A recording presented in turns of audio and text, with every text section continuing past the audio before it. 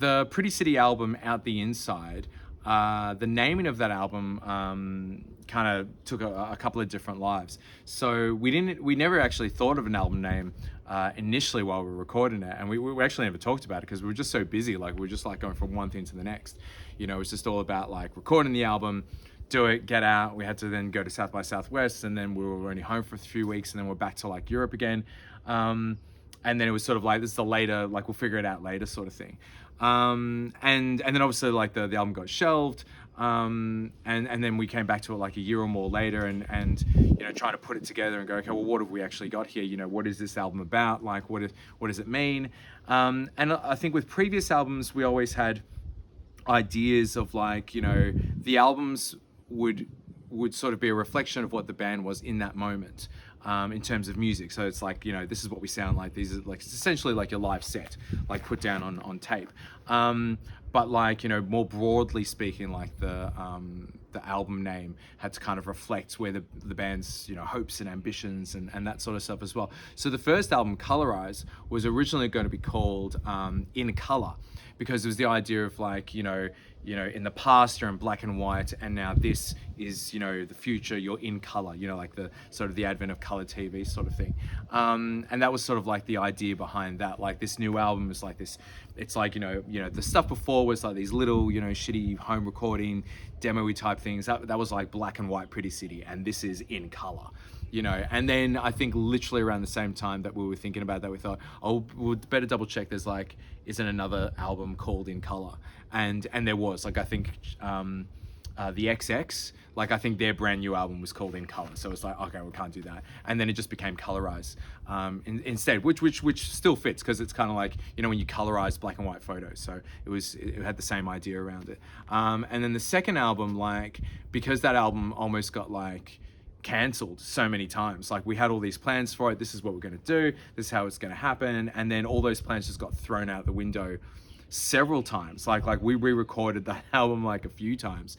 You know, Cancel the Future became like this sort of like idea behind that album. Like, you know, like we're just canceling the future. Like, you know, it doesn't matter what it is, we're just going to change it. And with this album, because this kind of like, you know, the third installment in like a trilogy, you know, in some ways we were kind of thinking like, well, what does this mean? This is kind of like, you know, the ending of the trilogy.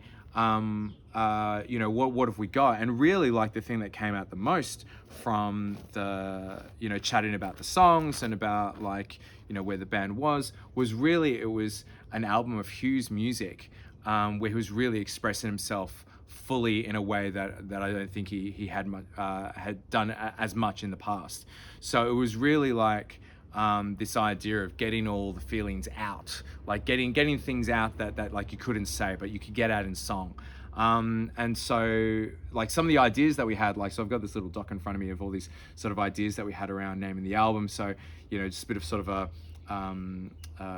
you know, stream of consciousness sort of writing. So it's like feeling lost in one's familiar settings, lost within oneself, lost in your home, losing and finding, everything's not lost. Lost and found, finding out you're lost, losing the finding. And that's when we started getting like into this sort of like wordplay thing. So losing the finding the losing, losing to find, lost inside, on the inside, on the outside. And that was kind of good. And I liked using On the Inside as an album title, because it's also a song title. I was like, I kind of like have this rule where I don't like albums being named after a song on the album.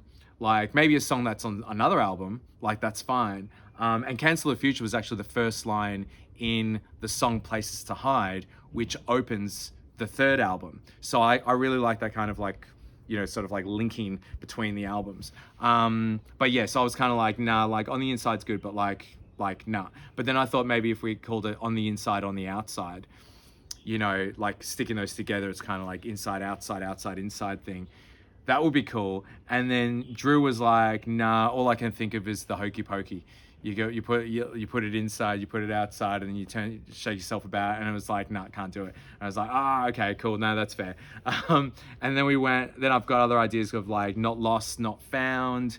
And then it went to out the inside and then in the outside. So for ages, the album was going to be called out the inside. No, in the outside. This is how confusing it was for us, because for ages it was going to be called in the outside, and I like that kind of wordplay, like, you know, that it's in but it's out but it's not, you know, kind of thing.